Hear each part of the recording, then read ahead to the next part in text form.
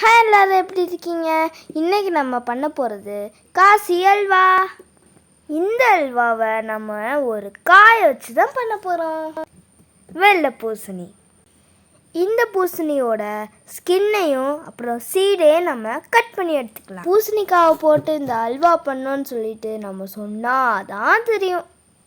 அந்த அளவுக்கு இந்த டேஸ்ட்டு டாப்பு டக்கராக இருந்துச்சு. இந்த தோலை சீடு நம்ம எடுத்தாச்சு.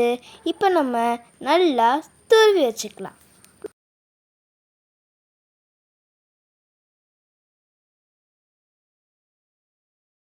இப்போ இது எத்தனை கப்பு வருதுன்னு சொல்லி நம்ம அளந்துக்கலாம். எங்களுக்கு 1 கப்பு வருது. அதில் இருக்க தண்ணியோடு சேர்த்தே நம்ம அளந்து ஊற்றிக்கலாம்.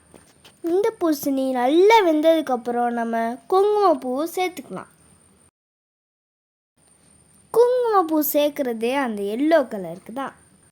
குங்குமப்பூ இல்லைன்னா நீங்கள் ஃபுட் கலர் கூட சேர்த்துக்கலாம். 1 கப்பு பூசணிக்கு 1/2 கப்பு சர்க்கரை கரெக்டாக இருக்கும்.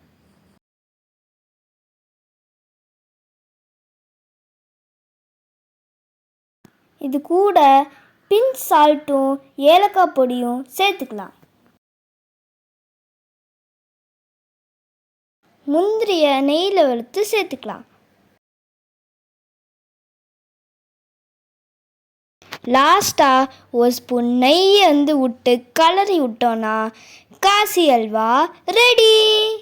ஒரு தடவையாச்சும் இந்த காசி அல்வாவை டேஸ்ட் பண்ணி பார்த்தீங்கன்னா செம்மையாக இருக்கும்.